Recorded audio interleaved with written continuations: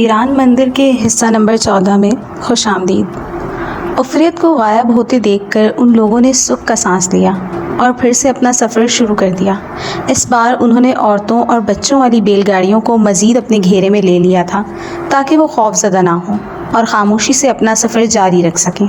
چاند خاموشی سے اپنا سفر جاری رکھے ہوئے تھا اور آسمان پر ستارے بڑی حیرت سے رات کے اندھیرے میں اس قافلے کو دیکھ رہے تھے جو سیدھا ایک راستے پر گامزن تھا، جو ان سب کے لیے ایک قتل گاہ کی حیثیت رکھتا تھا۔ لیکن وہ سب اپنے آنے والے انجام سے بے خبر اپنی منزل کی جانب چل رہے تھے۔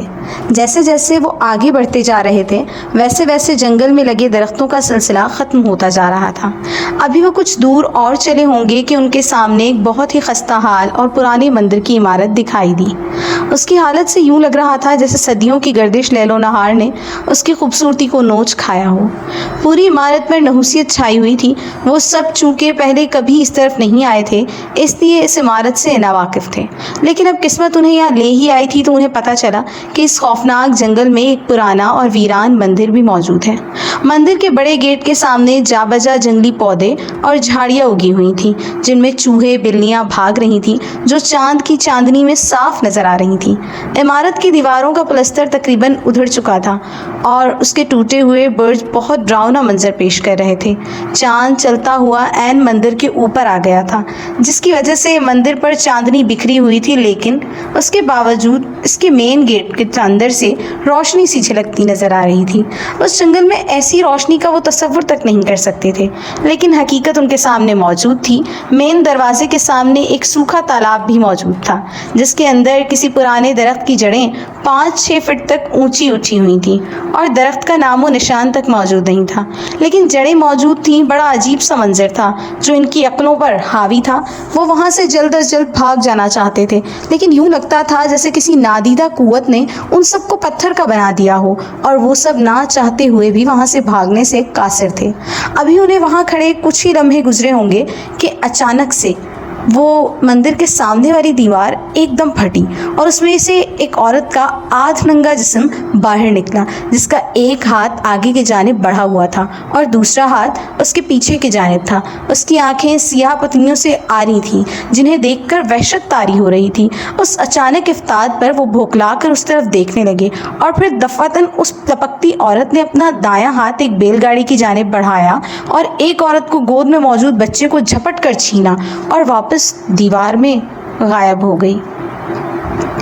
اور پھر اتنا فاصلہ ہونے کے باوجود اس کا ہاتھ اس بیل گاڑی تک یوں پہنچ گیا تھا جیسے وہ کوئی ربڑ کا بنا ہوا تھا جو ضرورت کے وقت کھینچا چلا جا رہا تھا۔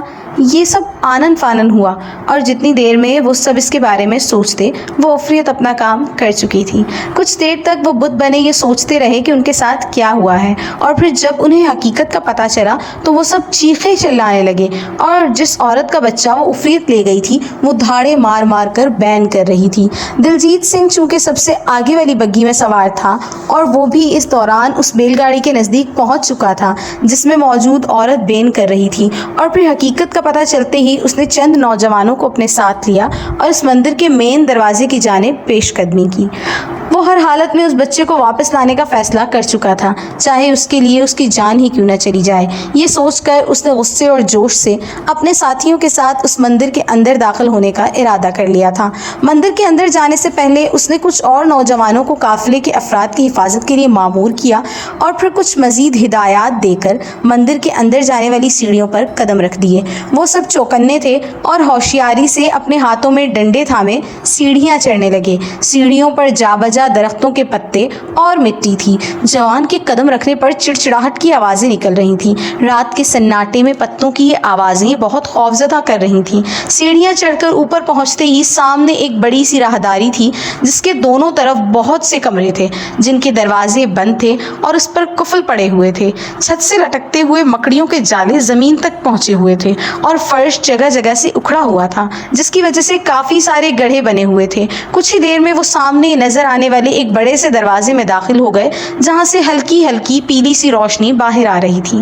یہ ایک بڑا سا ہال تھا جس کی دیواروں کا رنگ گہرا پیلے رنگ کا تھا، جس پر جا بجا ہندوؤں کے دیوتاؤں کی تصویریں ٹنگی ہوئی تھیں۔ ہال کے وسط میں ایک بہت بڑا بت نصب تھا جس کے بہت سے ہاتھوں میں مختلف چیزیں پکڑی ہوئی تھیں۔ بت کے قدموں میں خشک پھولوں کا ڈھیر تھا اور بہت سے خشک ناریل کے چھلکے بھی دکھائی دے رہے تھے۔ کسی دور میں یہ ایک پرکشش عبادت گاہ رہی ہوگی، لیکن اب اس پر ایک عجیب سی نحوست چھائی ہوئی تھی۔ نہ جانے کن حالات کے تحت لوگ اسے خیر آباد کہہ گئے ہوں گے۔ حال کی بناوٹ سے ظاہر ہوتا تھا کہ یہ کافی بڑا ہوگا۔ چاروں طرف ایک پراسرار سی خاموشی چھائی ہوئی تھی۔ ہاں، بالکل خالی تھا۔ روشنی کے لیے چھت پر ایک کم واٹ والا بلب روشن تھا۔ انجانے اس غیر آباد اور انسانی آبادی سے دور اس ویران مندر میں یوں روشنی کا انتظام کیسے کیا ہوگا؟ شاید ہو گیا ہوگا، مگر اس وقت ان باتوں پر سوچنے کے بجائے اس گمشدہ بچے کی جان بچانے کے بارے میں سوچنے کی ضرورت تھی۔ اس لیے انہوں نے اس خیال کو ذہن سے فوراً جھٹک دیا اور بڑی خاموشی سے سامنے نظر آنے والے ایک چھوٹے سے دروازے کی طرف بڑھنے لگا جو ہال کے دائیں طرف کھلا ہوا تھا اور اس کے اندر اندھیرا دکھائی دے رہا تھا۔ یہ کل 5 افراد تھے جنہوں نے اپنے ہاتھوں میں مضبوط ڈنڈے اٹھائے ہوئے تھے اور چوکنا تھے۔ دلجیت سنگھ نے انہیں ایک لائن میں اپنے پیچھے آنے کا اشارہ کیا اور 2 افراد کو اپنے پیچھے نظر رکھنے کا اشارہ کر کے اس چھوٹے دروازے کی جانب قدم بڑھائے۔ دروازے کے قریب پہنچ کر اس نے اندر جھانکنے کی کوشش کی کہ شاید اسے کچھ نظر آ جائے، لیکن بہت کوشش کے باوجود اسے اندر اندھیرا ہی نظر آیا۔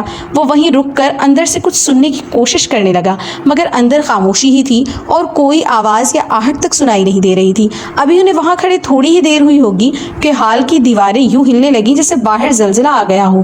ہال میں رکھا سب سامان یوں زور زور سے ہلنے لگا جیسے کوئی اسے اپنے ہاتھ سے پکڑ کر زوردار چکر دینے لگا ہو۔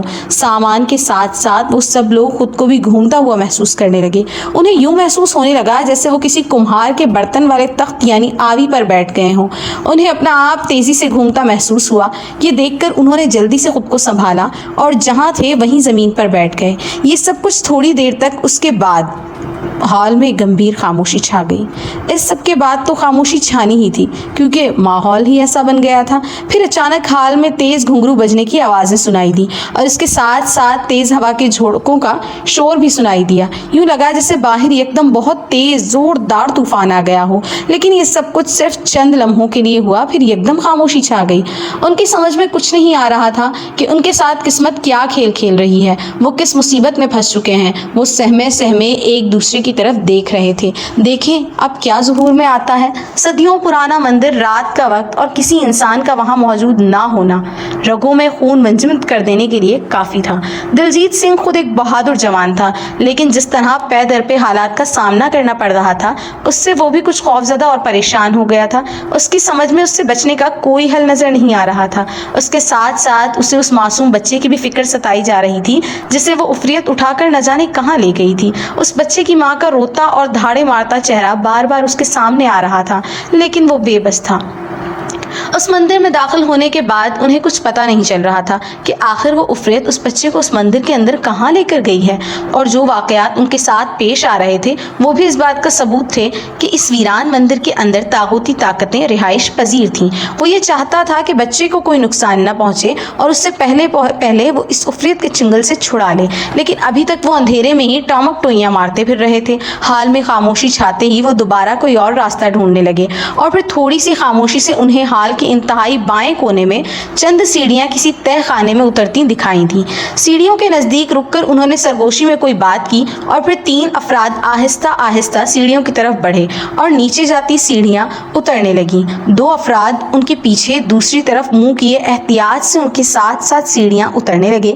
اس طرح انہوں نے دونوں طرف نظر رکھی ہوئی تھی تاکہ کسی بھی آنے والے خطرے سے نپٹا جا سکے۔ سیڑھیاں زیادہ چوڑی بھی نہیں تھیں اور نیچے اترنے میں انہیں کافی دقت کا سامنا پڑ رہا تھا کیونکہ سیڑھی ان پر مکمل پیڑ پر جانے کے بجائے آدھا پیڑ ٹک رہا تھا۔ جس کی وجہ سے انہیں نیچے اترنے میں بہت پریشانی ہو رہی تھی۔